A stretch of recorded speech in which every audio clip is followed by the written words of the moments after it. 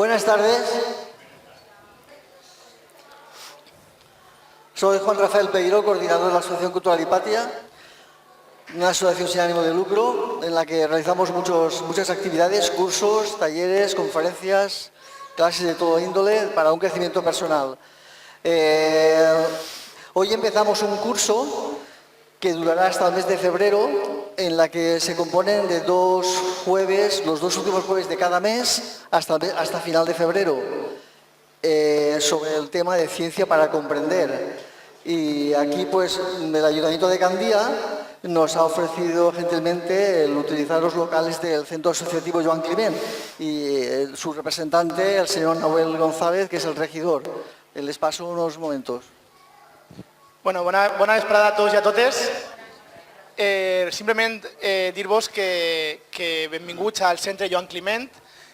Recordo el primer dia que vau vindre a preguntar-nos si teníem algun espai per a poder fer aquest tipus de xerrades i nosaltres com a Ajuntament vam pensar que aquest centre se va crear per això, per a que sigui un espai participatiu on poder difondre cultura, on poder generar debats, i crec que l'activitat de la vostra associació va encaminada a això, al coneixement en un sentit popular, en un sentit ampli de que qualsevol ciutadà que tinga inquietuds puga obrir la ment i tindre una vesprada de debat.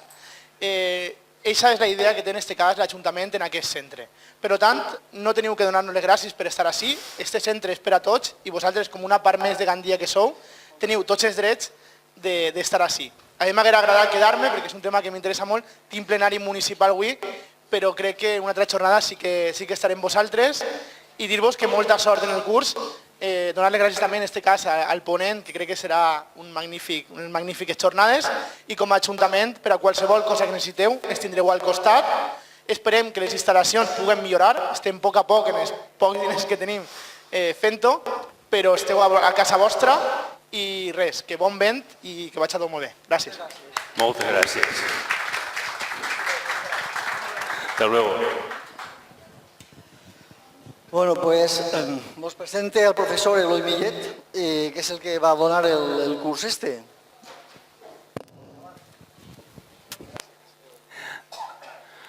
Bona vesprada a tots.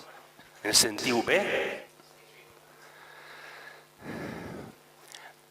Ante todo, gracias al Ayuntamiento de Gandía, gracias a Hipatia por la organización y, como no, gracias a todos vosotros por vuestra presencia. Este curso se gestó gracias a la sugerencia de varias personas aquí presentes respecto de las 4 últimas conferencias que impartimos en Hipatia. El motivo era que demasiadas ideas en tan poco tiempo. Entonces, ante esta sugerencia, decidimos, con base a lo expuesto en esas 4 últimas conferencias, elaborar todo el programa que desarrollaremos en este curso. Sabéis, según la hoja que tenéis adjunta, que va a constar de 9 charlas. Hoy la primera. Y como introducción voy a explicaros brevemente el porqué del título Ciencia para comprender. Primero tendremos que definir de qué vamos a hablar. De ciencia sí, pero ¿qué es ciencia? Las definiciones que he encontrado en el diccionario, en libros, en autores, no importa científicos o no, no me han acabado de, no es de gustar, sino que no acaban de encajar en el compendio de las 9 charlas. Por lo tanto, he elaborado una definición más comprensiva de ciencia que no suponga el esfuerzo que tengáis que hacer para memorizar qué es ciencia. Vamos a ello. Primero, permitidme una verdadera osadía. El creyente afirma que Dios es omnisciente, que Dios posee sabiduría infinita. La osadía es, si Dios tuviera que haber estudiado para saber todo lo que sabe, ¿a qué universidad tendría que haber ido en primer lugar? Química. Primero Dios tendría que haber aprendido química. ¿Por qué? Porque la química nos explica, nos ayuda a comprender cómo se construye un átomo, cómo ese átomo se combina con otros para construir una sustancia, cómo esa sustancia se combina con otras para formar una nueva sustancia que no existía antes. La química nos explica y nos permite comprender la estructura de la materia. Pero para que un átomo se combine con otro, hace falta que sus electrones y a veces sus protones tengan que moverse, tengan que desplazarse de uno a otro átomo recorriendo un espacio. Todos estos movimientos que observamos le llamamos leyes. Y todo el conjunto de leyes le llamamos física. Si aplicamos química y física a lo que llamamos vida, tenemos todo lo que sabemos de la biología, de medicina, de farmacia. Si aplicamos química y física a otro ámbito del conocimiento humano, tenemos otro aspecto científico. Todos estos aspectos, todo ese conjunto de leyes basado en química y en física, le llamamos ciencia. No ya sabemos, ahora ya comprendemos qué es ciencia. Para hablar de aspectos científicos no tenemos más remedio que recurrir a lo que tenéis abajo en letra pequeña, a lo que es un hecho científico. ¿Qué es un hecho científico? ¿Qué tiene que ocurrir para que un hecho sea calificado como científico y se incorpore a un ámbito del saber humano calificado como ciencia? Tienen que ocurrir dos cosas. La primera, ese hecho puede repetirse y comprobarse por cualquier otra persona. Cualquier hecho que no se pueda repetir ni comprobar por otras personas no es un hecho científico. Por lo tanto, aquí no vamos a hablar de fenómenos paranormales, de creencias, de religiones. Aquí vamos a hablar de algo comprobado porque se repite y se puede realizar por varias personas el mismo experimento. Por ejemplo, sabemos, y es una ley física, que dos átomos de hidrógeno tienen que ocupar un espacio en el que los dos protones tienen que alinearse formando exactamente un ángulo de 45 grados. Imaginaros la enorme barbaridad de cantidad de átomos de hidrógeno que hay por ahí. Pues ha de coincidir que dos consientan alinearse formando exactamente 45 grados. Para cumplido ese requisito, un átomo de oxígeno los admite, no ya como átomos, sino como molécula. Y ese conjunto, dos de hidrógeno y uno de oxígeno, con esa ley física, constituye lo que llamamos una molécula de agua. El conjunto de moléculas de agua es lo que conocemos como ríos, mares, lo que bebemos, es agua. Pero esa ley física, eso de que 2 de hidrógeno con 1 de oxígeno cumpliendo determinados requisitos, la ley, se puede comprobar por cualquier persona que tenga un laboratorio y un microscopio capaz de poder ver y medir el ángulo de estos 2 átomos de hidrógeno. Como esto se repite, es comprobable. Y esta es una ley física, esto es un hecho físico. De hechos físicos vamos a hablar. La segunda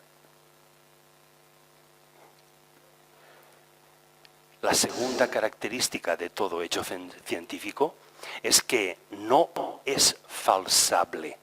¿Qué significa eso? Que no puede demostrarse lo contrario. Por lo tanto, si se puede repetir y comprobar y no existe un hecho contrario que demuestre que el que afirmamos es falso, quiere decir que es verdadero. Por lo tanto, vamos a hablar de hechos verdaderos, repetibles y comprobables. En un nombre, vamos a hablar de hechos científicos. En base a esto, elaboramos ideas. ¿Qué hacemos con todas las ideas que tenemos? Tradicionalmente hay 2 teorías que nos explican y nos ayudan a comprender qué hacemos con nuestras ideas. El conductismo y el constructivismo. En pocas palabras, ya que hay mucha literatura y hay mucha filosofía derramada sobre estas 2 maneras de manejar ideas, el conductismo, tenéis ahí un par de viñetas que os lo explican. Se caracteriza por la autoridad de alguien, profesor, maestro, que imparte sus conocimientos a los alumnos. Observad el perro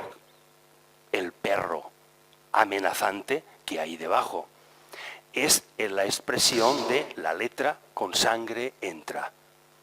Y el conocimiento que adquiere el alumno únicamente se lo dosifica el maestro.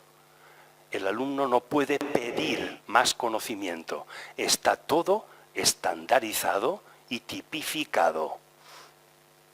Por eso se llama conductismo, porque conduce y no puedes salir de ahí. La otra, la contraria, el constructivismo. El constructivismo se basa en 2 estructuras. La primera, cooperación, trabajo en grupo. Y la segunda, el profesor o el maestro no es el que dosifica el conocimiento al alumno, sino es el alumno el que con su ritmo le va pidiendo al profesor no el conocimiento, sino las herramientas necesarias para adquirir el conocimiento que en ese momento está necesitando.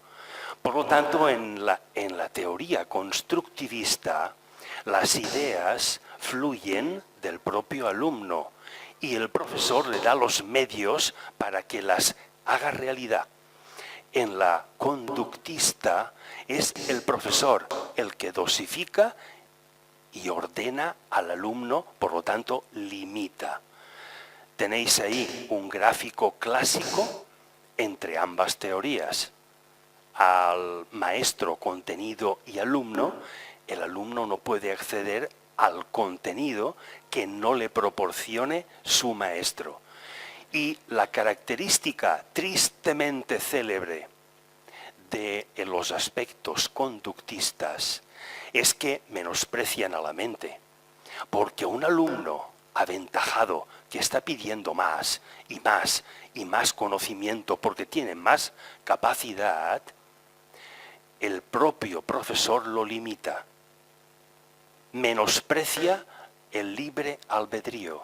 No pienses, yo pienso por ti y te digo qué tienes que pensar.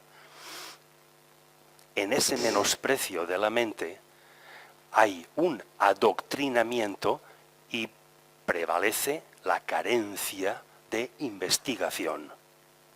En la teoría constructista, el maestro y el alumno están al mismo nivel, todos trabajando en grupo, y el contenido lo deciden mutuamente. Bien, ya tenemos las características y no nos hace falta más. Pero quiero remarcaros aquí, respecto de la teoría conductista, el último informe de la OCDE, la Organización para la Cooperación y el Desarrollo en Europa. Pues resulta que el último informe de la OCDE califica a la enseñanza española, entre otras, de conductista. Y los datos, en resumen, son los siguientes. El rendimiento universitario en España ocupa el lugar 23 de 28 países analizados. Estamos de los últimos. La capacidad de resolver problemas tiene un máximo de 1000 puntos, la media son 500. La capacidad del alumnado español en resolución de problemas está calificada en 477 puntos, por debajo de la media. 6 de cada 10 de nuestros jóvenes no tiene estudios superiores. El desempleo juvenil en 2007 era del 18%.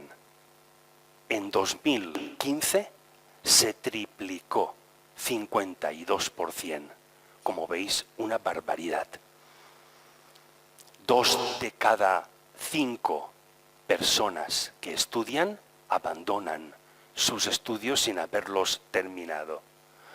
En resumen, la acusación de la OCDE a España respecto de la teoría conductista de nuestro sistema educativo viene a resumirlo con el último cuadro. Dice que el 10% del personal laboral en España posee cualificación. El 90% no tiene cualificación. En una democracia, ese 90% es la mayoría, y esa mayoría es la que elige presidente. Todo esto, de alguna manera, tendrá que cambiar. ¿Por qué? Y ahora viene una parte interesante, que no curiosa.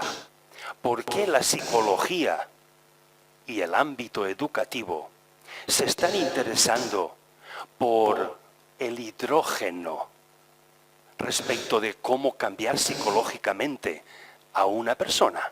¿Qué tiene que ver el hidrógeno con una persona? Vamos a verlo enseguida y lo comprenderemos.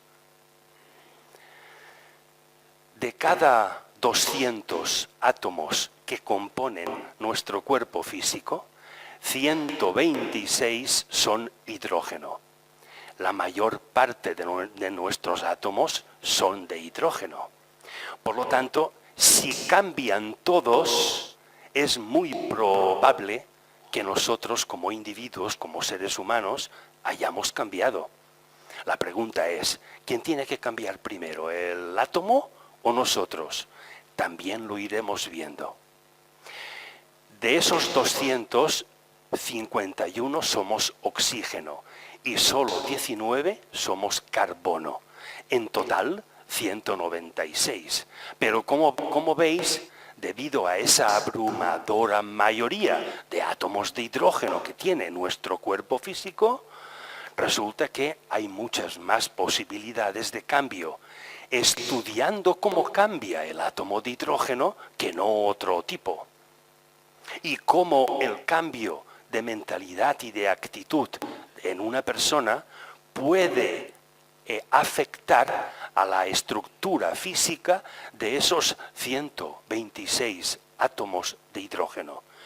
Hay un estudio que se corresponde en cómo ha cambiado el hidrógeno después de haber cambiado el individuo o al contrario.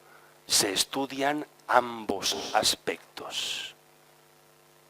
Los 4 átomos restantes son una mezcla No los he puesto todos porque la lista sería muy larga, pero de hierro para construir la hemoglobina de nuestros glóbulos rojos, de cobalto para la vitamina B12, de sodio y potasio para nuestros nervios, de zinc para oxidar y poder digerir esa cerveza que nos tomamos, etc. Pero bien, resulta que nuestros componentes son 4, no 3, básicamente. Luego lo veremos. Aquí nos falta el nitrógeno. ¿De dónde sacamos el nitrógeno? De las proteínas que ingerimos, tanto si son proteínas animales como si son proteínas vegetales. Pero el metabolismo de las proteínas que estamos ingiriendo son los que con las que fabricamos el nitrógeno, que junto con el hidrógeno, oxígeno y carbono son los 4 elementos básicos que nos configuran. Vamos comprendiendo un poco más de qué estamos hechos. Vamos a ver cómo vamos reaccionando.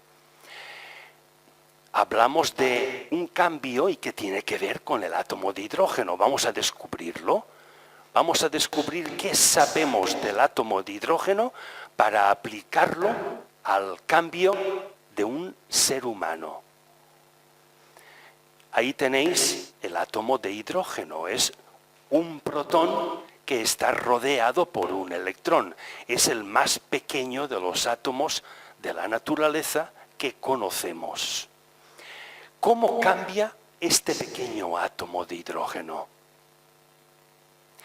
Cediendo, transformando 7 milésimas de su masa en fotones, en energía electromagnética.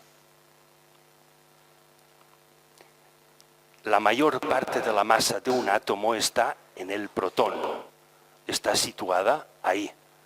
En ese pequeño núcleo que hay un protón es la mayor parte de la masa de todo un átomo. Daros cuenta de que la masa de un electrón es 1800 y pico veces menor que la masa de un protón. Por lo tanto, estamos hablando de cosas muy, muy, muy pequeñas. Pero siendo tan pequeñas, podemos observarlas. Luego hoy podemos saber cosas que hace 100 años era imposible y había que imaginarlas. ¿Qué significa que un átomo de hidrógeno cambie, transmute 7 milésimas de su masa por energía? ¿Qué significa eso para nosotros? ¿Qué aplicación psicológica podemos deducir de ello? Un enunciado. Y hay mucha literatura derramada sobre esto. Hay libros y artículos y tesis doctorales sobre ese cambio de hidrógeno respecto de un cambio de actitud en el ser humano. Pero vamos a resumirlo en algo muy sencillo. ¿Qué supone el significado del estudio de un cambio del átomo de hidrógeno respecto de cómo cambia un ser humano? Supone sencillamente dejar de hacer aquello que hacíamos. Ojo, os remarco el verbo hacer. Dejar de hacer lo que hacíamos, hecho. No dejar de pensar como pensábamos, idea. No tienes que dejar tus ideas, tienes que dejar lo que has hecho y no aferrarte y mostrarlo a los demás para decir, oh, fijaros que he hecho, aplaudirme. No, tus ideas es tu parte íntima, eso es lo tuyo. Eso es lo que trasciende a los demás cuando la transformas en hecho a esa idea. Y los demás ven lo que haces. Les interesa menos lo que piensas. Por lo tanto, es dejar de hacer, no dejar de pensar, sino dejar de hacer lo que hacíamos. Como veis, en algo tan sencillo y quizá tan difícil. En ese cambio de dejar de hacer algo que hacíamos, la neurofisiología observa un cambio en las estructuras atómicas de los 126 átomos de hidrógeno que nos configuran. Empezamos bien. Fijaros si es pequeño el átomo de hidrógeno, y vamos a contar una anécdota y os relajáis de los aspectos mentales o discernitivos. En solo 2 gramos de hidrógeno hay el número 6 seguido de 23 ceros, todo eso son moléculas de hidrógeno. Y una molécula de hidrógeno son 2 átomos de hidrógeno, lo cual quiere decir que hay el doble de átomos de hidrógeno. Bien, unos alumnos se propusieron un estudio comparativo de qué supondría si una molécula de hidrógeno fuera una espiga de maíz, cuántos metros cuadrados ocuparían el mismo número de espigas de maíz que de moléculas de hidrógeno en 2 gramos de peso.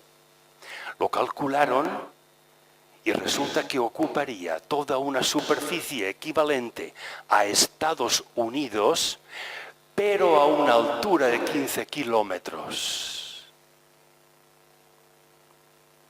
El número de átomos de hidrógeno que hay, moléculas en... Bueno, ¿cómo se asocia el átomo de hidrógeno? Porque al establecer unos cambios en el individuo y ver que se corresponden con unos cambios en las estructuras de sus átomos de hidrógeno, ¿cómo se ha hecho un cambio en esos átomos de hidrógeno? Hay muchas variantes, pero básicamente esta.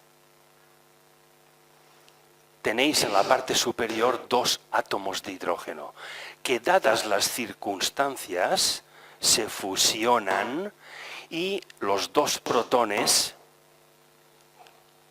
pasan a formar parte de un único núcleo. Y los 2 electrones, uno amarillo y el otro azul, pasan a orbitar alrededor de ese núcleo y forman un átomo nuevo. Ya se ha producido un cambio.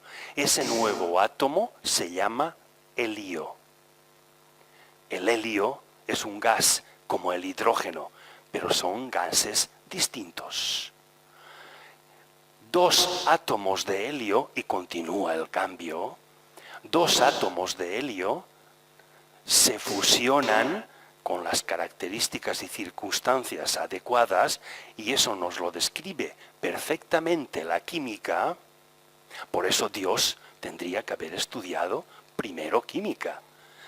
Se fusionan, y forman 2 orbitales en los que están rodeados por 6, creo que me he pasado,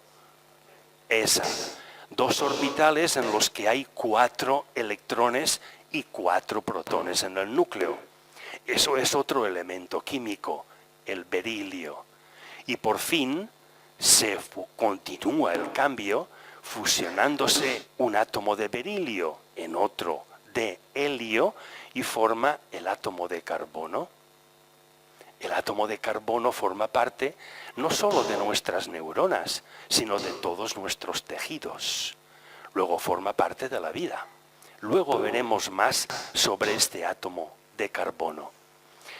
Vamos a ver cómo cambian las ideas en la naturaleza. Para eso se me ha ocurrido ejemplarizaros respecto de la tabla periódica de elementos y tomando una parte de estos elementos, la parte que se corresponde entre el carbono y el neón y entre el oro y el plomo. Fijaros, el carbono tiene 6 electrones y 6 protones.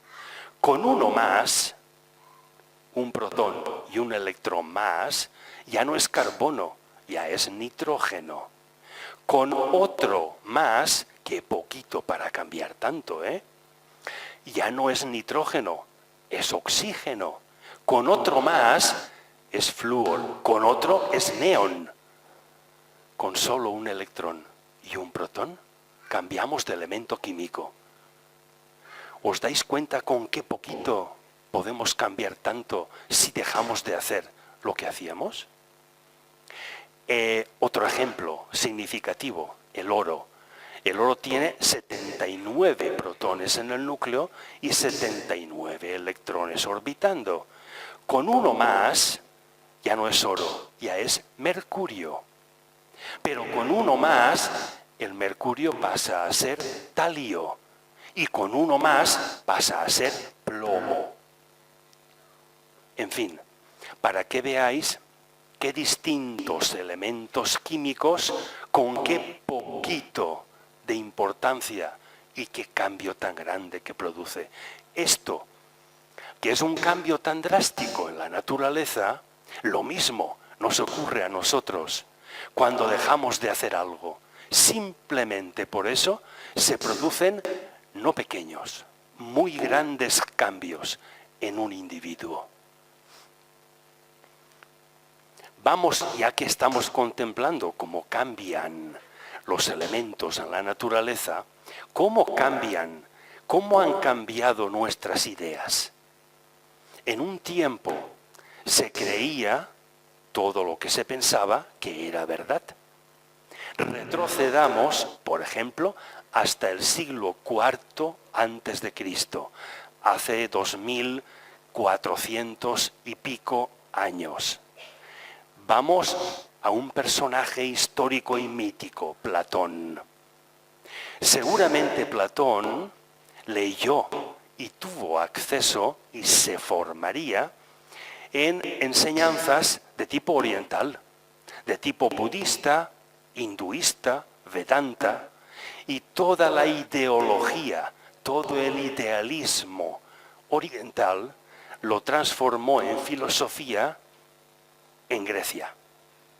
Pues bien, Platón, con este mundo ideal, lo recalcó y lo afirmó como que era el mundo perfecto.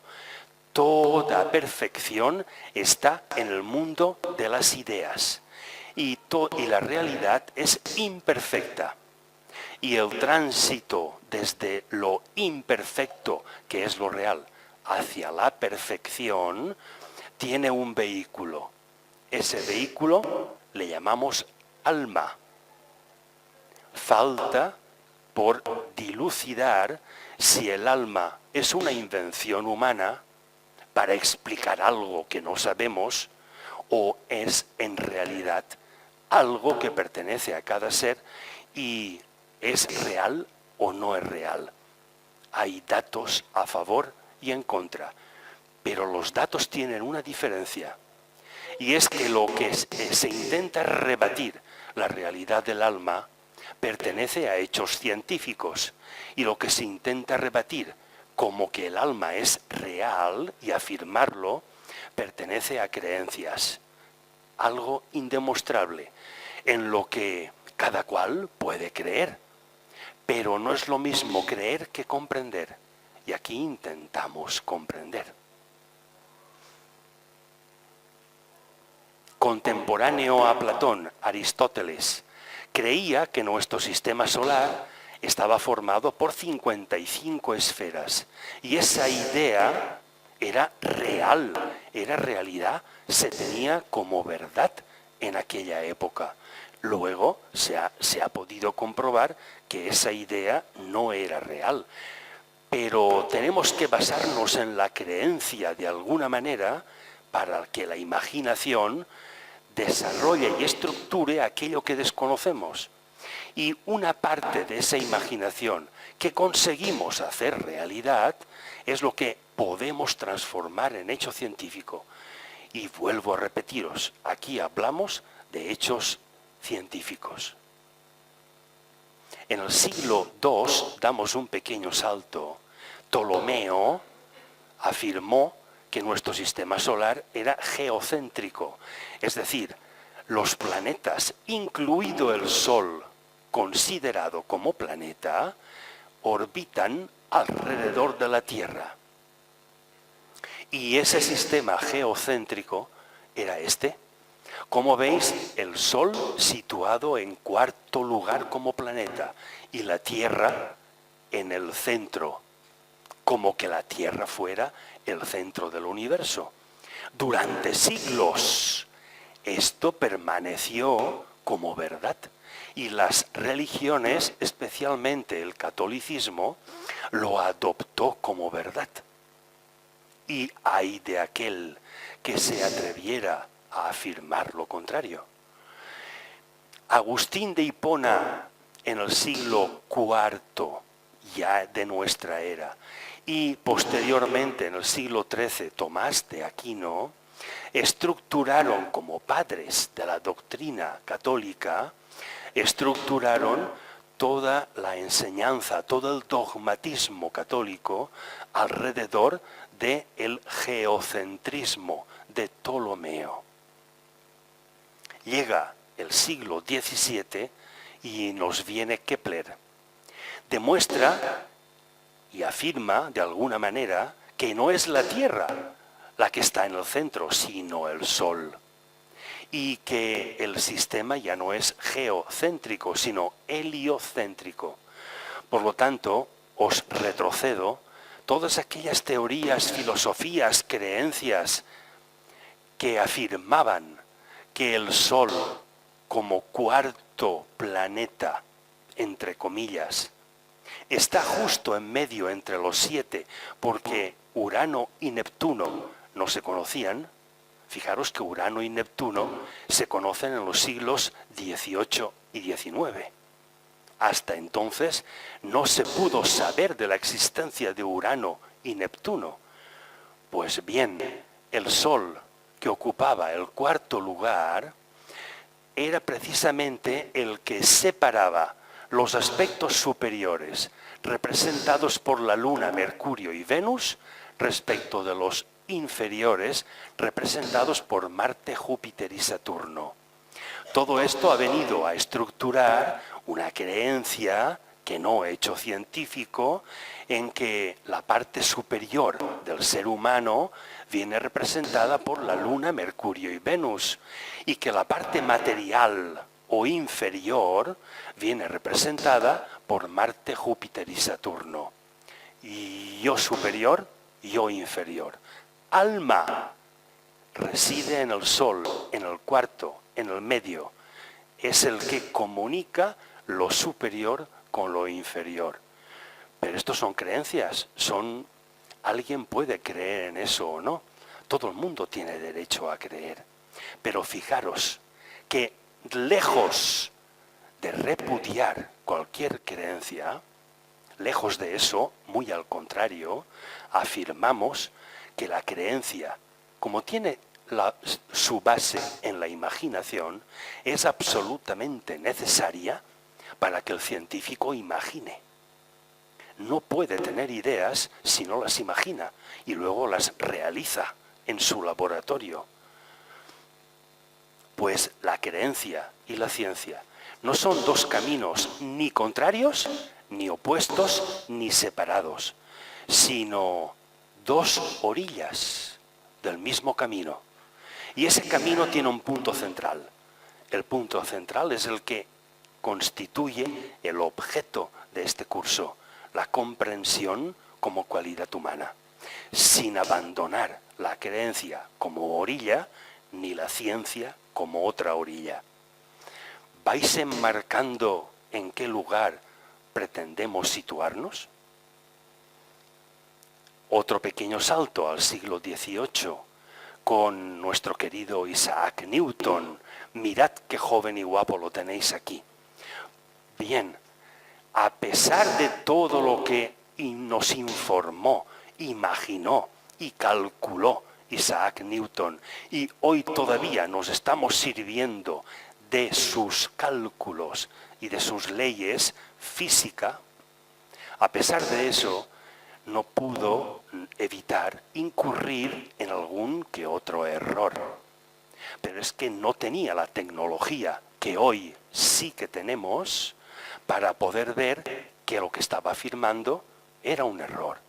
Uno de los errores de Isaac Newton fue afirmar que un color de los 7 que se compone un rayo de luz blanca, que un color no puede transmutar a otro color, sino que una vez la luz blanca se ha disipado por un prisma o el arco iris, uno de sus colores no puede transmutar a otro. Hoy en día sabemos que eso no es así. Variando la frecuencia y la longitud de onda de ese color, obtenemos el resto de colores. Luego sí que pueden transmutar. Pero el legado más importante y filosófico de Isaac Newton es respecto de lo que estudió de la luz y del movimiento. Fijaros, llegó a definir que el movimiento es la piedra filosofal de la luz. Fijaros en una simple razón. Un objeto iluminado por la luz lo podemos ver, pero lo vemos porque hay un movimiento de fotones desde el foco que emite la luz hasta chocar con la superficie del objeto, a la velocidad de la luz, a 300.000 kilómetros por segundo. Pero sin ese movimiento no habría transporte de luz, por lo tanto nada podríamos ver. Por lo tanto, el movimiento es la piedra filosofal de la luz. Ahora sí que lo podemos comprender. Continuemos profundizando un poco más. ¿Qué es la luz? ¿Por qué el aspecto científico de la luz interesa a la psicología actual? Fijaros, la luz es un componente que tiene 2 actores. Uno es el campo eléctrico y otro el campo magnético. No voy a definir esto, simplemente un ejemplo. ¿Qué ocurre con las neuronas de nuestro cerebro? Son capaces de generar electricidad. Cuando una neurona genera electricidad es porque se comunica con otra y transmite su información a través de ese impulso eléctrico. Luego, al generar electricidad, constituye un campo eléctrico. Pero como la neurona tiene una masa material y absorbe oxígeno, la hemoglobina de la sangre que le sirve ese oxígeno, cuando un glóbulo rojo deposita la molécula de oxígeno en esa neurona para que viva, ese glóbulo rojo se imanta, crea un microcampo magnético. Luego ya tenemos que la actividad cerebral de cualquiera de nosotros es un punto generatriz de luz. Y hay luz porque hay movimiento, y el movimiento es la piedra filosofal de la luz. Por eso, como tiene un reflejo en cómo pensamos y cómo actuamos, la psicología, la neurofisiología, se interesan por qué es la luz. Porque en nuestro cerebro estamos fabricando luz cuando tenemos una idea y cuando la ponemos en funcionamiento para actuar y hacer esa idea. ¿Qué utilidad práctica? Y ahora viene la psicología. ¿Qué deducción práctica nos permite analizar la actitud de un ser humano respecto de la psicología, del bien hacer? Lo que se llama la inversión. Y os lo explico en este gráfico. También hay mucho escrito sobre esto, pero aquí tenéis un somero resumen. Creo que claro. Os he puesto como ejemplo la conversión de un rayo blanco de luz en los 7 colores, otra lente que revierte esos 7 colores y vuelve a construir el rayo de luz blanca anterior, que vuelve a disiparse en 7 colores, y esto se va repitiendo. Bien, apliquémoslo psicológicamente. Cuando es luz blanca, representa a la idea. Por lo tanto, el espectro de la luz blanca que genere en un momento dado nuestro propio cerebro nos dará el nivel de ideología que estamos manifestando en ese preciso instante. Pasamos al... Se me va el dedo y cambio. Pasamos al hecho. ¿Qué significa hecho primero? Que acabamos de realizar aquella primera idea. Idea, hecho. Ya la hemos transformado. Y ahora viene la afirmación de la psicología. ¿Por qué llama inversión y lo atribuye al olvido? Porque hay que olvidar ese hecho. No hay que olvidar la idea, porque la idea nos sirve para relacionarla con otra, y con otras, y con otras. El conjunto de ideas que somos capaces de relacionar es eso que llamamos sabiduría. Sabiduría no es el conjunto de conocimientos que tenemos, no es solo eso, porque eso se limitaría a la capacidad memorística, y eso no es sabiduría. Es la capacidad intuitiva. Y esa capacidad intuitiva es inmaterial y se representa precisamente con la luz blanca, aquella que la espectrografía cerebral detecta en un momento determinado en nuestro cerebro. La capacidad de relacionar cuantas más ideas, mejor. Si olvidamos el primer hecho, adoptamos la segunda idea, que la transformaremos en el segundo hecho. Olvidamos el segundo hecho, adoptamos una tercera idea, sucesivamente. Campo eléctrico, campo magnético, campo eléctrico, campo magnético, luz.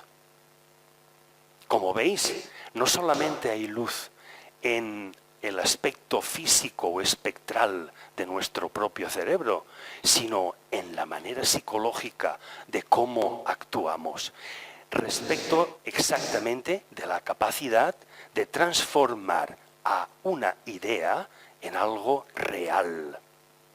Y aquí estamos hablando de realidades. Un aspecto a estudiar y a considerar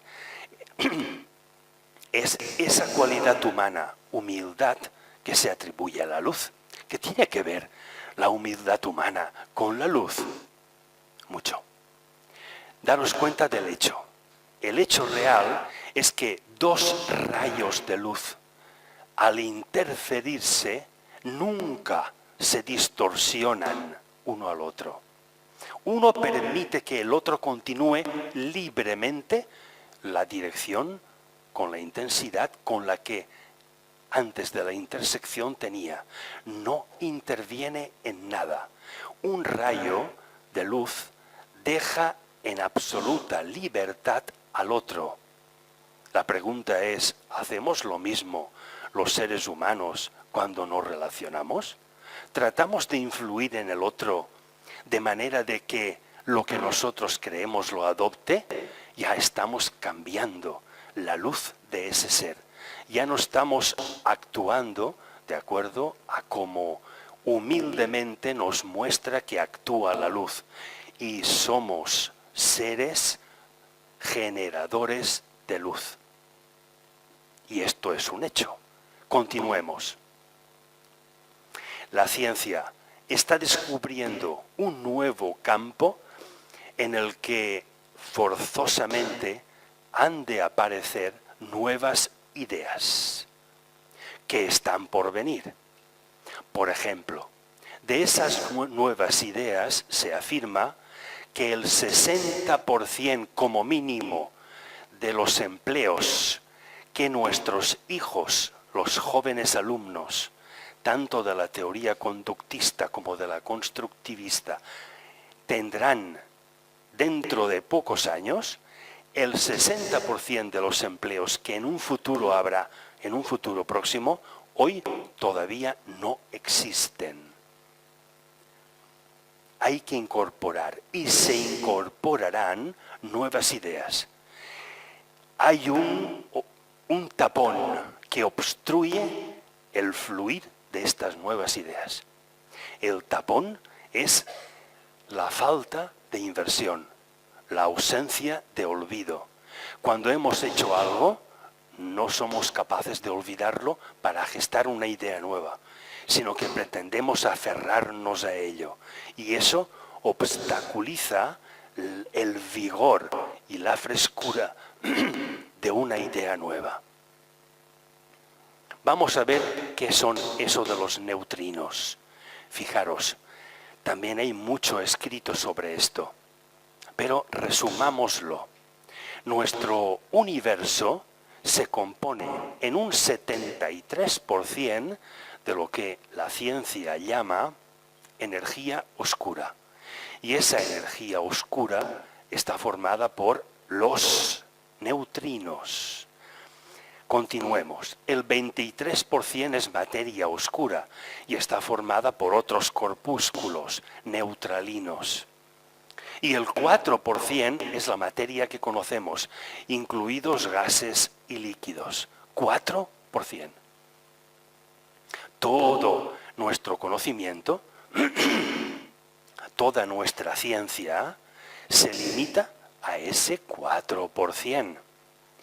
¿Qué sería de la sabiduría humana si supiéramos mucho más de ese 96% que compone la energía oscura y la materia oscura? Pero, ¿por qué el estudio de los neutrinos es interesante para saber la estructura del ser humano y el cambio de ideas que se avecina? Por la siguiente razón. Porque cada uno de nosotros estamos emitiendo 340 millones de neutrinos cada día. Emitimos más por el día porque actuamos más.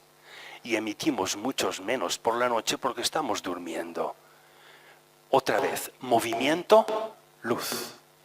Y hay más movimiento cuando se enlaza idea con acción. Hay menos movimiento si una idea no se transforma en acción. Si estamos emitiendo 340 millones de neutrinos cada día, quiere decir que estamos contribuyendo a formar parte de ese 73% de energía oscura de nuestro sistema solar. Pero, ¿y el astro? ¿Y el Sol?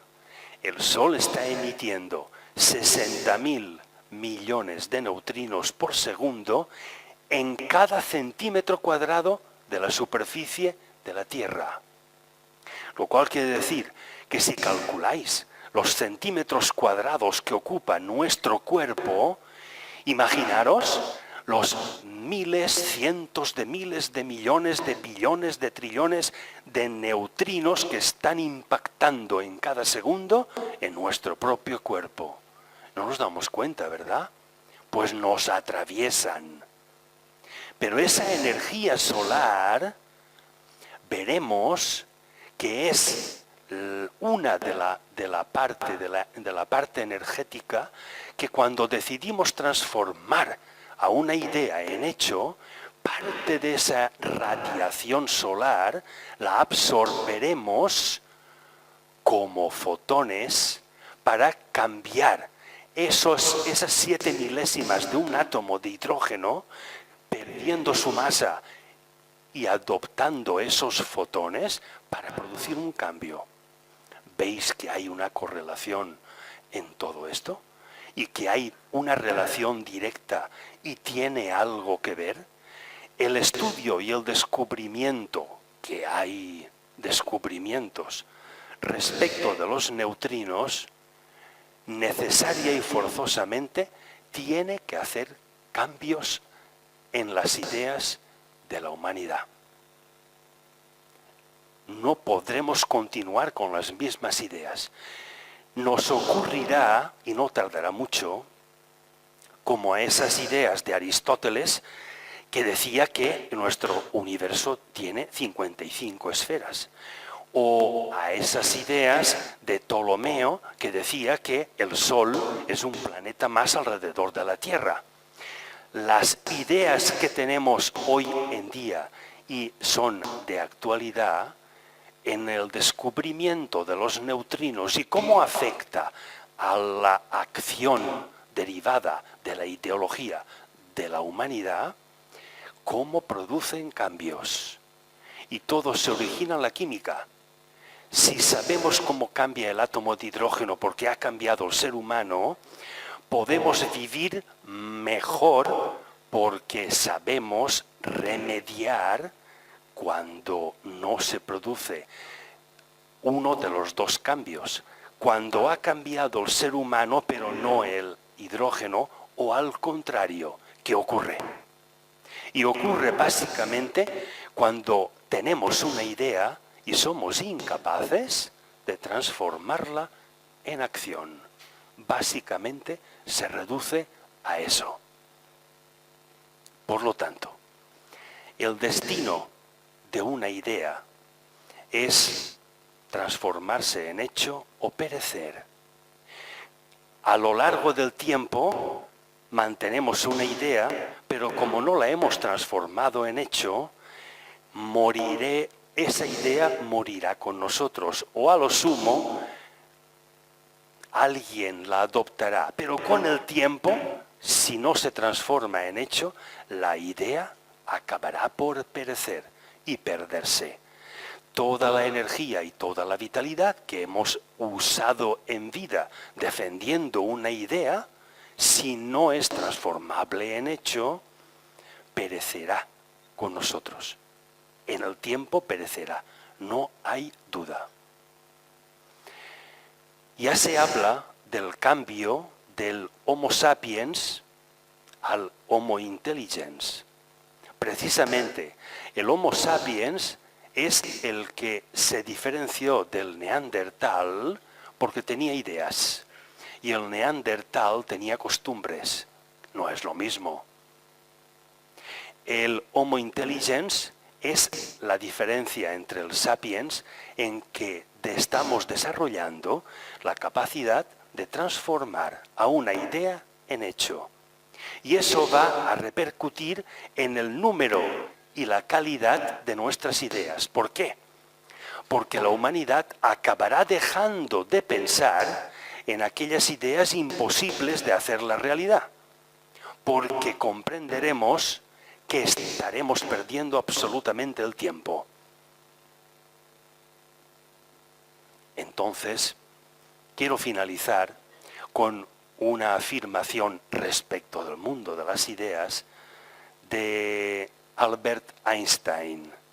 Esa es la imagen de una estatua que se encuentra en el patio de una universidad en Granada. Y la frase la estáis leyendo, pero permitidme que la lea porque es hermosa. La mente que se abre ante una idea nueva jamás volverá a su tamaño original. ¿Por qué? Porque si esa nueva idea genera un hecho, hay no solo una transformación ideológica en esa persona, sino una transformación física. Y esa transformación ideológica y física se va a transmitir, y lo veremos a lo largo del curso, a su propia genética, a su propio ADN.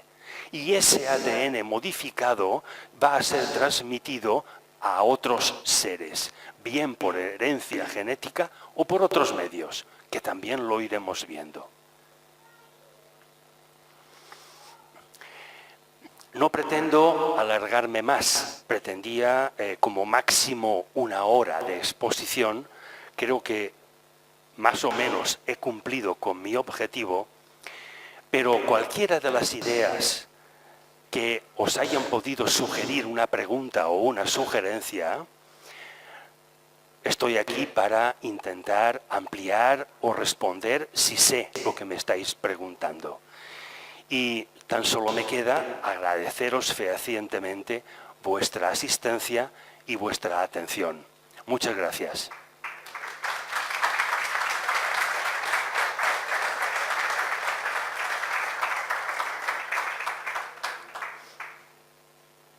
Para la semana próxima, el jueves, a la misma hora y al mismo lugar, veremos estos apartados que los tenéis en el programa. Vamos a ver cómo se origina la vida. Y como estamos hablando de hechos científicos, veremos el origen de la vida, pero no de acuerdo a mitos, leyendas, creencias, religiones, sino al origen que detectamos y podemos explicar como hecho científico de la vida, de eso animado que llamamos vida. Veremos el consciente y el inconsciente y describiremos el experimento de Alfred Binet. Realmente el experimento de Alfred Binet lo inició él, pero murió antes de poderlo realizar. Y fue un sucesor suyo, Benjamin Libet, el que realmente pudo ejecutar el experimento. Pero bien, veremos en qué consiste el experimento y cómo nos explica y nos relaciona el consciente con el inconsciente humanos. Y luego veremos la tontería que hizo Brunelleschi, el diseñador de la cúpula de la Catedral de Florencia. ¿En qué tontería se basó Brunelleschi y cuál fue su capacidad de idea para desencadenar el Renacimiento? Y cómo en esa idea se apoyaron los artistas del Renacimiento, Da Vinci, Michelangelo, Rafael Sanzio, etcétera, etcétera, etcétera. A ver cómo una idea desencadenó tal cantidad de ideas y tal preciosidad de arte que le llamamos Renacimiento, porque fue como un renacer artístico en todos los aspectos. Pues veremos que una en apariencia absurda idea origina tan gran cambio. Tenemos aquí otra vez el ejemplo del hidrógeno que con una pizca de 7 milésimas de su insignificante masa es capaz de alinearse con otros átomos y formar sustancias nuevas inexistentes. Y eso traducido a nosotros, ¿con qué poquito podemos cambiar tanto? Veremos con qué poco Brunelleschi propició tan gran cambio. Y hablaremos la relación entre consciente e inconsciente y subconsciente. Por lo tanto, os emplazo a que si esto despierta vuestro interés, intentaremos dilucidarlo el jueves de la próxima semana. Pero todavía estamos en este. Por lo tanto, si algún aspecto queréis que os lo amplíe, desarrolle alguna sugerencia, estoy a vuestra entera disposición.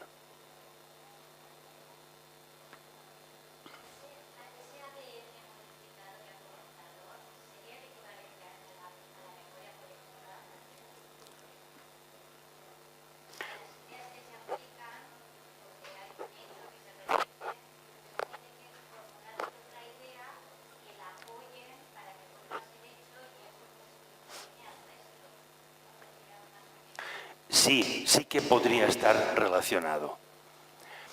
Indudablemente, cuando una persona transforma en hecho a su propia idea, entonces hay una transformación en esa misma persona.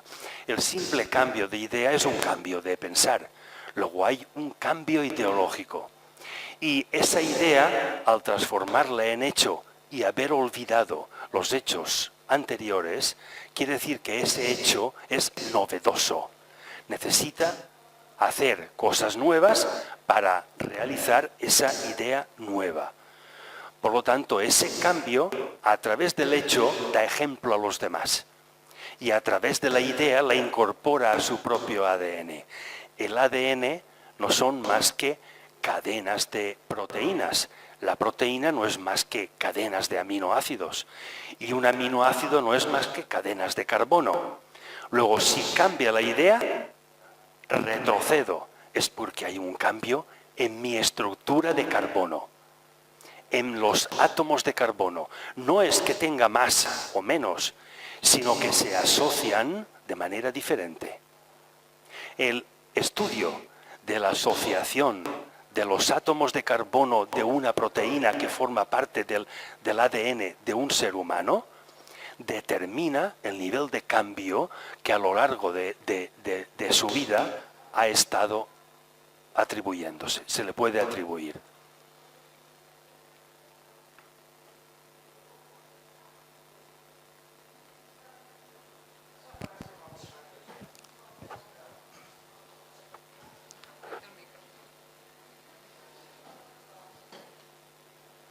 Sí.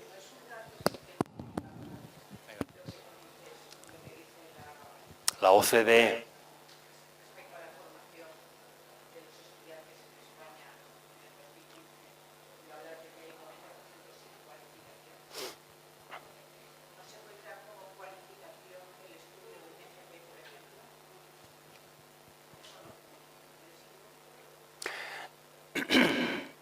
sí que sirve, pero está hablando de estudios superiores.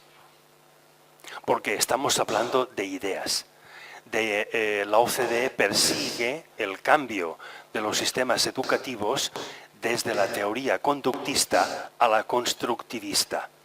Y entonces busca datos para acusar o denunciar a aquellos países que aún están siguiendo la teoría conductista. Y entonces está tratando de ese 90% o ese 10% de estudios superiores.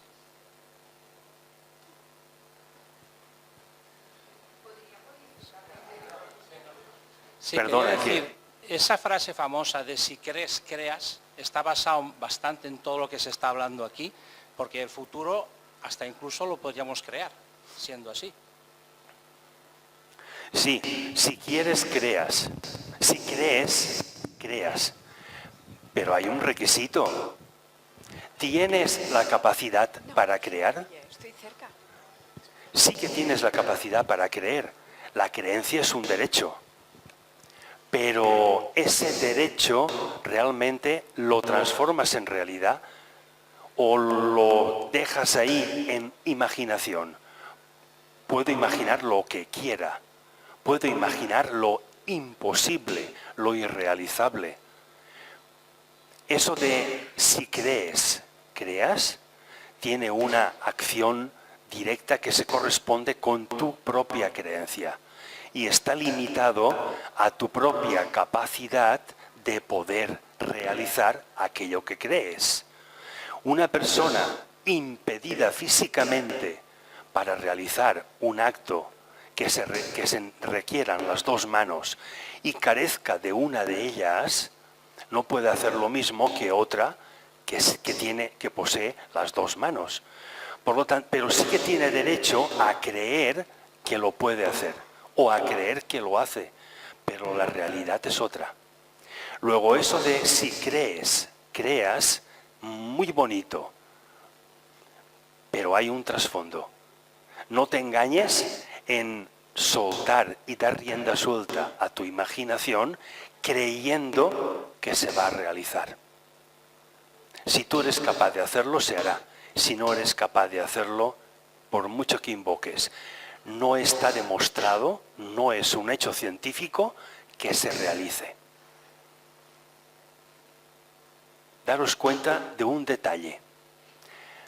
Hoy en el programa de Saber y Ganar han hecho una pregunta en la que ha salido a la palestra distintos magos, ilusionistas.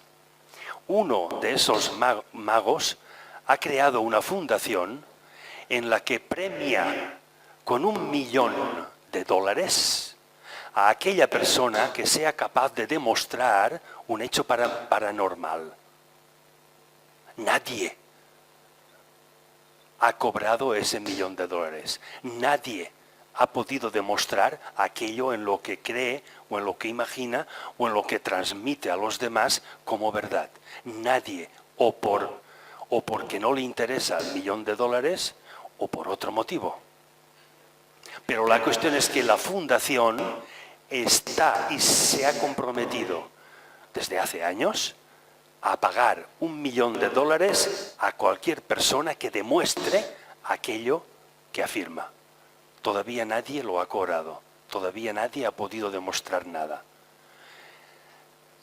Podemos creer en lo que la imaginación nos haga creer, pero hay un trasfondo. Aquí hablamos de creencia con el trasfondo de la realidad. Porque si prescindimos de esa realidad, entramos en mitos, en leyendas, en imaginaciones. Aquí no vamos a hablar de eso. Pero vuelvo a remarcar, la creencia no es un camino distinto ni contrario a la ciencia.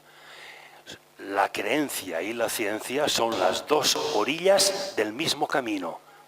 Tan necesaria es una como la otra. El científico que rehúsa al creyente no hace bien. Y el creyente que menosprecia al científico tampoco. Porque ambos se hacen falta. Y para eso hay un camino que contiene ambas orillas. El que tratamos de discurrir aquí. El camino de la comprensión.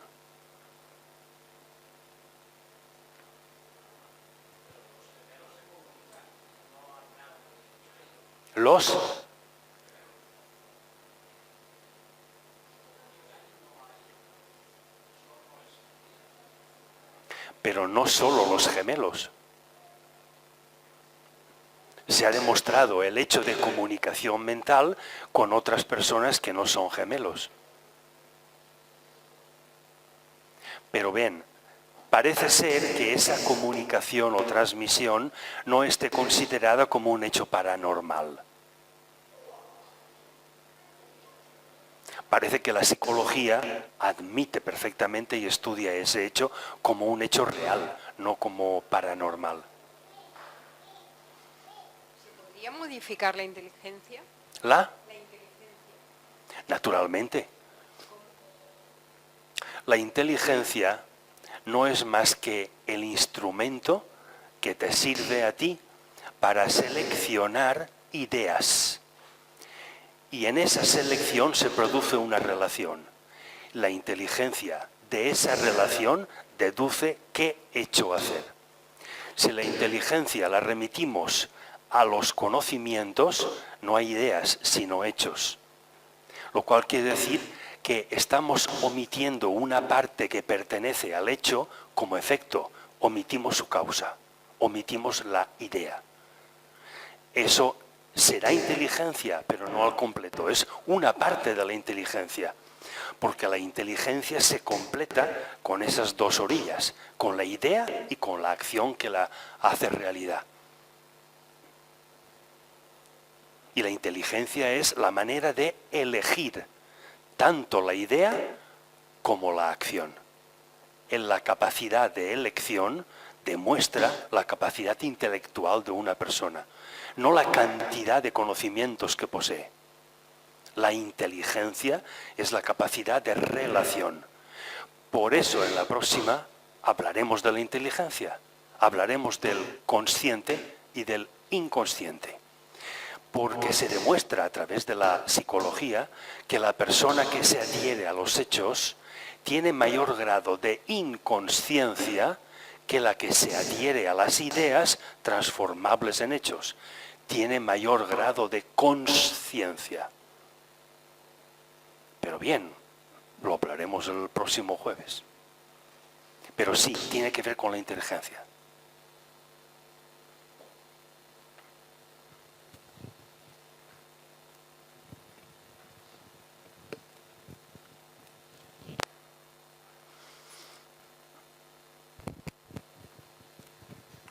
Estuvimos viendo el otro día la barbaridad de tiempo que dura un electrón. Millones y millones de electrones, seguramente lo dirás tú porque te acordarás, yo no me acuerdo ya. Digo, el que dure tanto la vida de un electrón, ¿qué es lo que nos compone? Estamos hechos de protones y electrones, más o menos en cantidad. ¿Eso tiene algo que ver con la lentitud de la evolución? Puede ser que lo retrase o puede ser que no tenga nada que ver o que lo adelante incluso.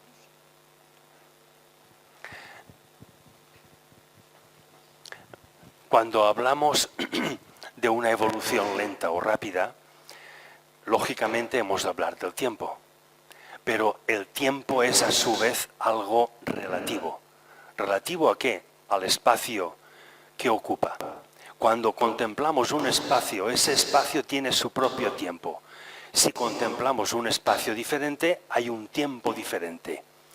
El electrón es una partícula, como vemos, que forma parte de cualquier átomo, que es capaz de desplazarse por distintos espacios, por lo tanto de recorrer distintos tiempos. ¿Qué significa eso? Es un hecho científico, el experimento de Thomas Young de la doble rendija, que demuestra que un electrón está a la vez en dos espacios, simultáneamente. Está aquí y está allá. El científico en su laboratorio, cuando consigue aislar a un protón de un átomo, dejarlo fuera del átomo y aislado, sin saber cómo, sin controlarlo y en qué momento va a ocurrir, aparece un electrón, venido Dios sabe de dónde, pero ha atravesado distintos espacios, como mínimo la velocidad de la luz, para integrarse en ese protón y formar un átomo, protón o protones, formar un átomo de materia, que como es artificial, no sabemos aún por qué razón, pero aparece un antiátomo o antimateria y ambos se aniquilan. Si leéis la relación entre materia y antimateria, dice que se aniquilan. No penséis en que desaparece. Lo que se destruye es la asociación, pero no los elementos que forman parte de esa asociación. El electrón es una partícula a la que se le calcula una vida media de 60.000 millones de años. 60.000 millones de años de vida media. Pero es que la vida media de un protón es mucho mayor, mucho más longeva. Lo cual quiere decir que cualquier electrón de nuestro cuerpo puede que tenga una existencia más allá de 60.000 millones de años, que haya pertenecido, la imaginación se desborda. Como átomo que forma parte de materia, ha podido pertenecer a un sólido, a un líquido o a un gas, o a un vegetal, o a un animal, o a un ser humano. La imaginación que os dé respuestas.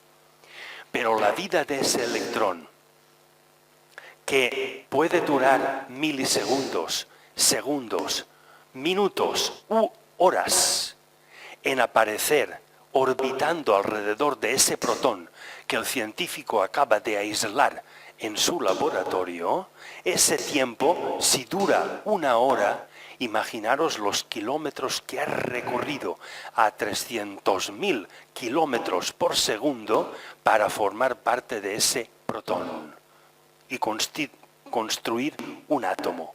¿De dónde viene ese electrón? Mucho más allá de nuestro sistema solar. ¿De dónde viene? ¿De la Vía Láctea? ¿De otra? En fin.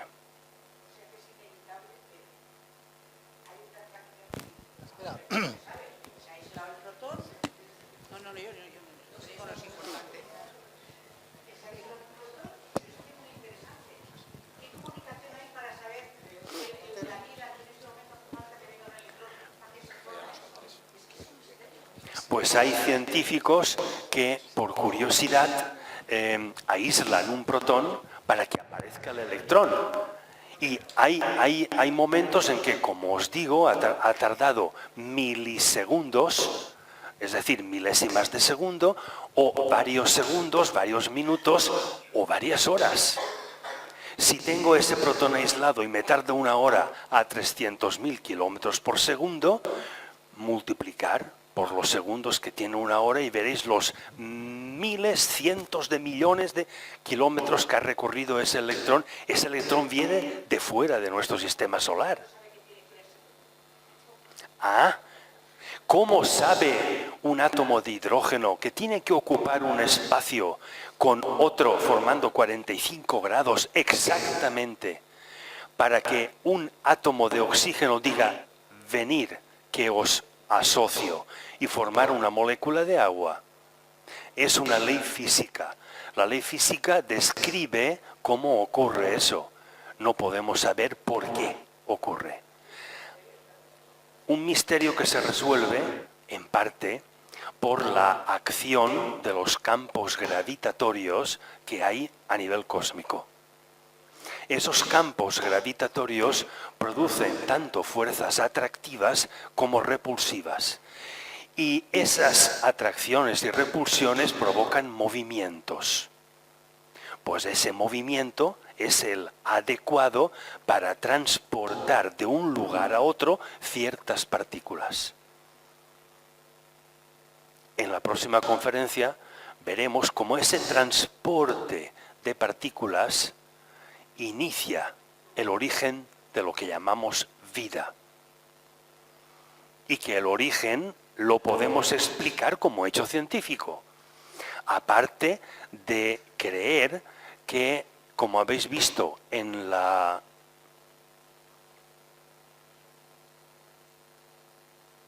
diapositiva, a ver si os la muestro.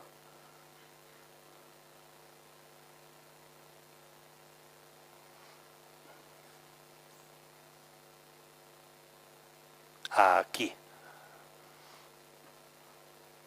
Ahí tenéis una imagen que representa, simboliza a Dios esculpiendo de arcilla el cuerpo del primer hombre y luego infundiéndole el hálito de vida. Esto está afirmado de esta manera en el Génesis. Pero como eso es un hecho que no puede repetirse ni comprobarse, no es un hecho científico, pertenece a la creencia. Y todo el mundo tenemos derecho a creer en aquello que queremos creer. ¿Cómo no? Es un derecho, pero no es un hecho científico. Por lo tanto, aquí no vamos a afirmar ni tampoco a negar esta creencia, pero vamos a afirmar y a demostrar y a argumentar sobre hechos científicos. Esta diapositiva me la he saltado y no os la he comentado. Brevemente os la comento ahora. ¿Cómo se gestan ideas? ¿Cómo tenemos ideas? Primero nace de la curiosidad. Si no hay curiosidad, no hay investigación. Si no hay pregunta, no hay respuesta. Por lo tanto, como resultado de la investigación, esta máquina que recoge esa investigación, que es un esfuerzo que hacemos por encontrar respuestas, origina ideas. Y estas ideas van a dos lugares distintos, a las dos orillas. Una crea todos esos aspectos de pseudociencia. Y otro, el aspecto científico, la propia ciencia que ya la hemos descrito. Esta pseudociencia es la que usa de la imaginación para creer. Y estas creencias, acabamos de ver una contenida en el libro Génesis, de que Jehová Dios estructuró y creó a Adán, al primer hombre. Esto pertenece a la creencia, pero no pertenece a la ciencia. Luego, nada podemos descubrir respecto de esa creencia. ¿Qué ocurriría con nuestros ordenadores, teléfonos móviles, coches, si todavía estuviéramos viviendo de creencias? Si nos pasáramos el día invocando, rezando en las iglesias. ¿Qué ocurriría si la humanidad fuera absolutamente creyente? ¿Hubiéramos investigado? ¿Hubiéramos descubierto algo? ¿Tendríamos teléfonos móviles, coche, etcétera, etcétera? Parece ser que no. Luego, un aspecto no quita otro, y eso da lugar a las ideas. Pero claro, vamos, y la enseñanza o el resumen de lo de hoy podría describirse de esa manera: a usar aquellas ideas susceptibles de ser transformadas en hecho, en realidad. ¿Para qué? Para que constituya un hecho científico. ¿Y qué supone eso? Liberarnos de tener que creer en algo. ¿Por qué? Porque ya no creemos, porque estamos comprendiendo. Y en el mismo nivel que comprendemos, nos quitamos de encima el lastre de cierta parte de lo que creemos. Y así, relacionando ideas y olvidando hechos, vamos a convertirnos en sabios y vamos a ir transformando el Homo sapiens en el Homo intelligens.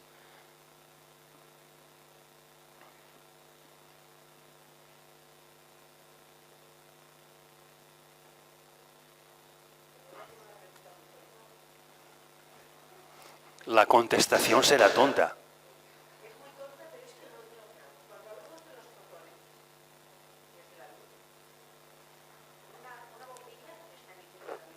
Sí, sí.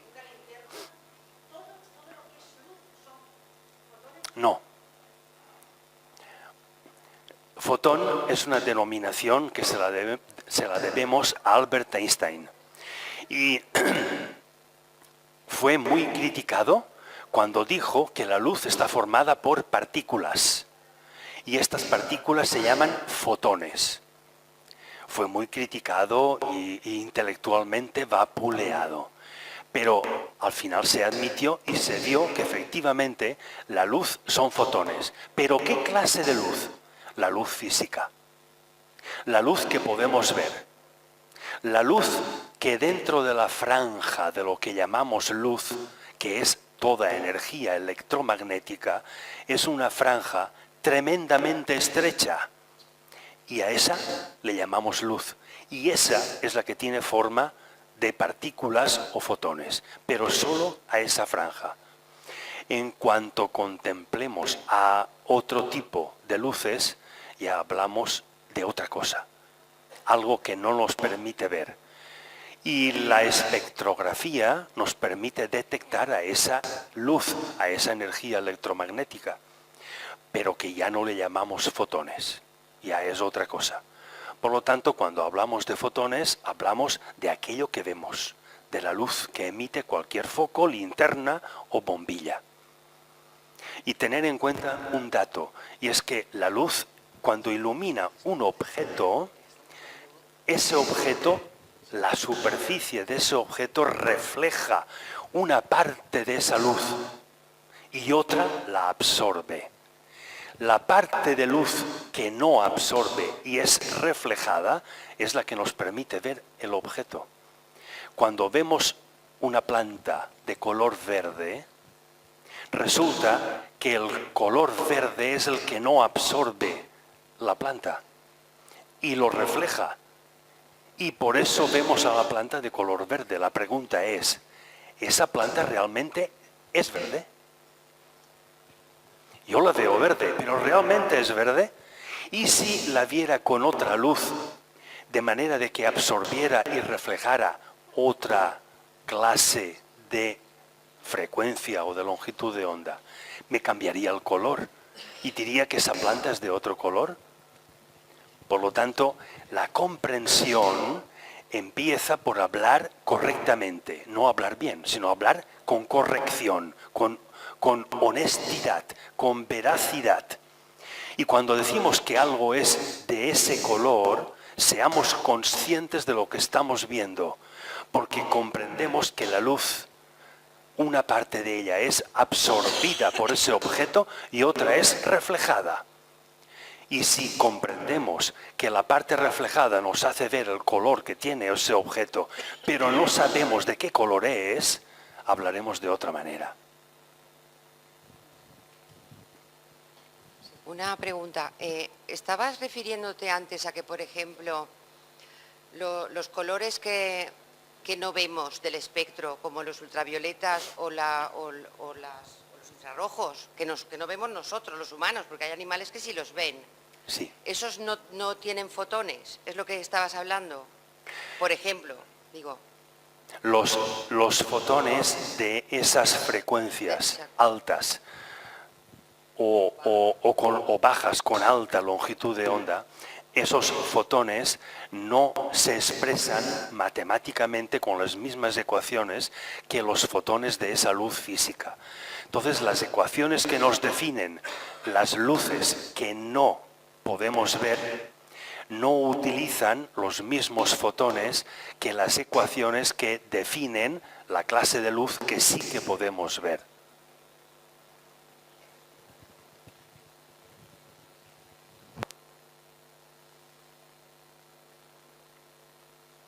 Hay un lenguaje universal, ya que hablamos de aspectos científicos,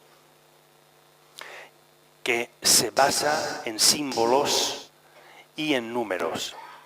Ese lenguaje universal son las matemáticas.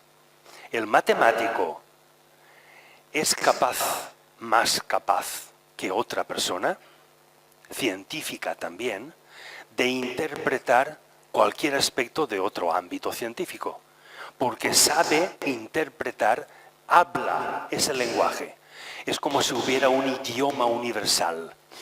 Y fueras al país que fueras, hablando ese idioma universal, pudieras comprender a todo el mundo y todo el mundo comprenderte.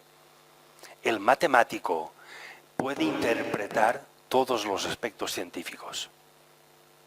Por lo tanto, ese lenguaje universal es el que se está aplicando a esas ecuaciones que definen luces que no podemos ver, pero sí que podemos, a través de la espectrometría, detectar, y la astrofísica se está basando en esas luces que no vemos, pero sí que detectamos, y a la vez el estudio de los neutrinos, que proporcionará nuevas ideas. Y eso propicia la estructura de nuevas ecuaciones que propicia la creación de nuevos modelos matemáticos que definen nuevas ciencias o nuevos aspectos científicos. A eso que llamamos teoría cuántica no es una teoría. Es un conjunto de teorías encadenadas sucesivamente, la 1 con la 2 con la 3 con la 4. ¿Para qué? Para que la 2 subsane lo que la primera no puede explicar. La 3 explica lo que la 2 es incapaz de explicar. La 4 explica lo que la 3 es incapaz de explicar. Por eso la teoría cuántica es un conjunto de ideas, no es una idea. Pero estamos avanzando así. La matemática es ese elemento ligador que hace que todo sea coherente, que todo el aspecto científico tenga un hilo común, tenga una comprensión común. El físico no puede calcular sus leyes físicas si no sabe matemáticas. El químico no puede calcular el peso molecular de una sustancia que acaba de obtener una reacción química si no sabe matemáticas, etcétera, etcétera, etcétera. El lenguaje matemático es inherente a todo el ámbito científico. Por lo tanto, es el lenguaje matemático el que gesta por primera vez una teoría en el ámbito científico. Luego esa teoría se interpreta. ¿Y quién puede interpretar mejor esta teoría? el veterinario en el mundo animal, el farmacéutico con su industria farmacéutica, el médico con sus terapias, etcétera, etcétera. ¿Quién puede interpretarlo mejor? Pues a este aspecto científico, que es el que mejor lo puede interpretar, lo hago intervenir. Y entonces se desarrolla algo tecnológicamente más avanzado que antes, cuando aquella idea transformada a través del simbolismo matemático en una posibilidad se lleva a cabo a través de un experimento y esto lleva a descubrir algo. Ese es el funcionamiento de la ciencia. ¿Tenemos tiempo?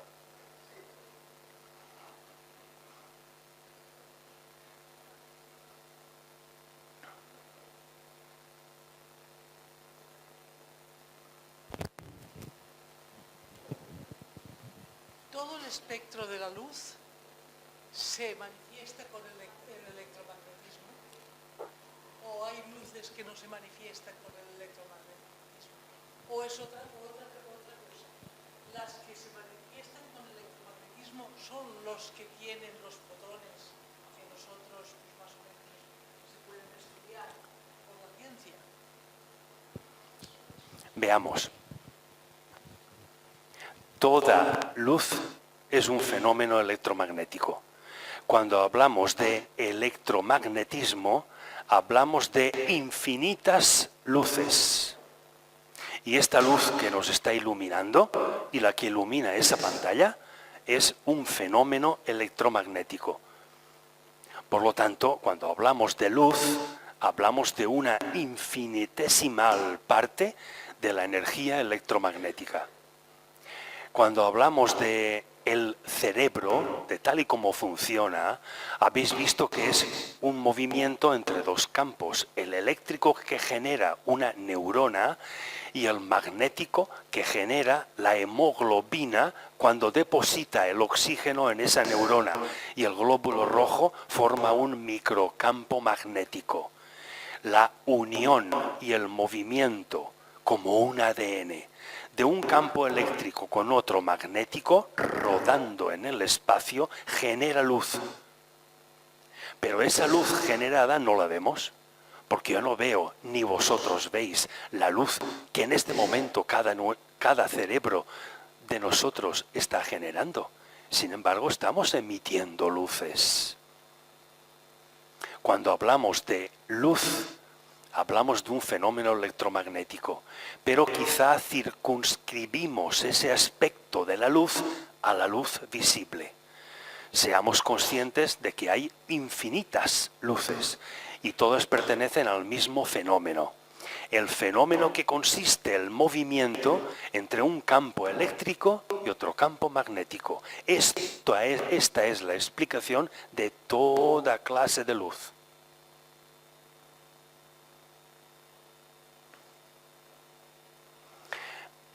Hay experimentos muy bonitos en los que se ha intentado dilucidar la intensidad, la frecuencia de una luz cuando una persona está resolviendo un problema intelectualmente difícil, problema matemático, o cuando está haciendo una acción rutinaria.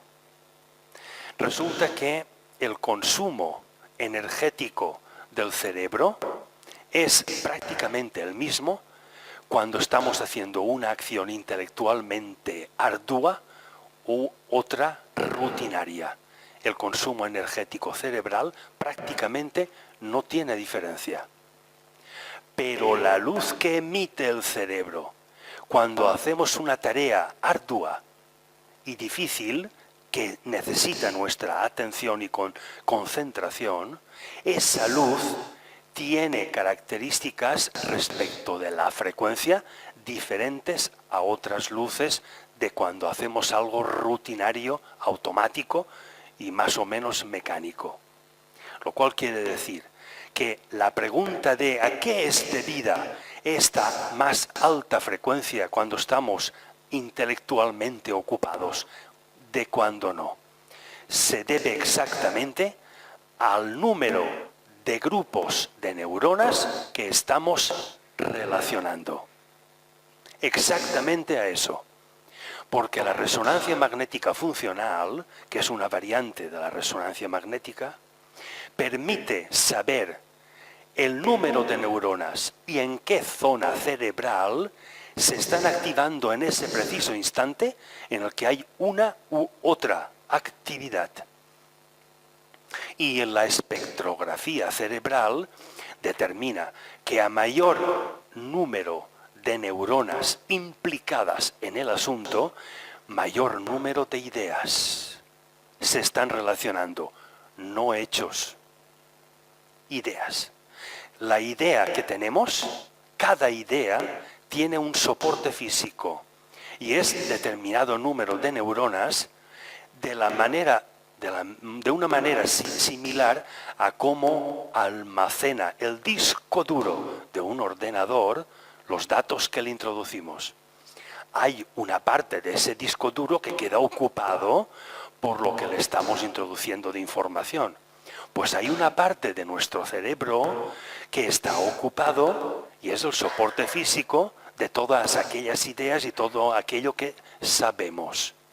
Si nos liberamos de la experiencia del hecho, estamos liberando de las acciones hechas a nuestro propio cerebro. Lo cual quiere decir que hay grupos de neuronas que quedan liberados de relacionarse y tenemos mayor potencia cerebral para implicar mayor número de neuronas en la cantidad de ideas que vamos a relacionar. A mayor número de ideas, mayor número de neuronas implicadas y mayor cantidad de nuestro cerebro implicado y mayor frecuencia en la luz emitida por nuestro cerebro, que no la vemos, pero tiene mayor frecuencia, porque va más allá del ultravioleta. Sin embargo, cuando estamos realizando una actividad cerebral, una actividad rutinaria, la actividad cerebral disminuye. ¿Por qué? Porque hay menos cantidad de neuronas implicadas.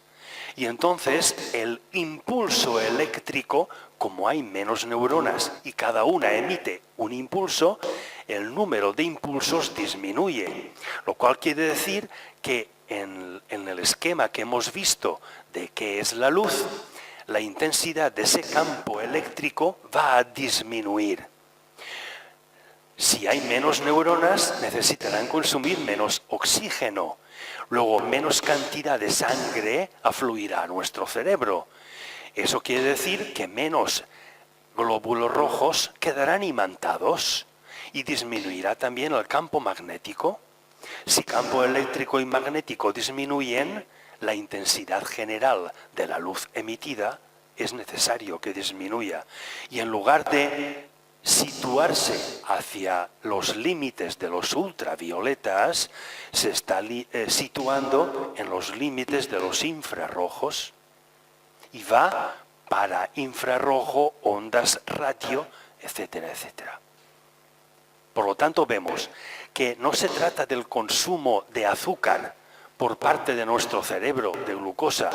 No se trata del consumo se trata del consumo de oxígeno, porque la cantidad de afluencia de oxígeno es la cantidad de hematíes.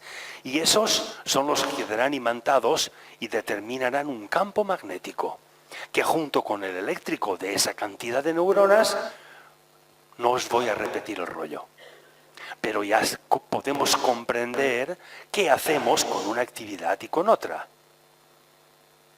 Y el objeto de todo lo que pretendo exponeros a lo largo del curso es que comprendamos, no que admitamos. Aquí no hay creencia. Aquí vamos a hablar de hechos científicos y de algo que se puede repetir y comprobar y de algo que no es falsable. Es decir, que no existe hasta hoy un hecho en contrario. Ja ho tenim bé, Pauí? Vosaltres ho direu. Pues reiterar el agradecimiento a vuestra atención y a vuestra presencia. Muchas gracias.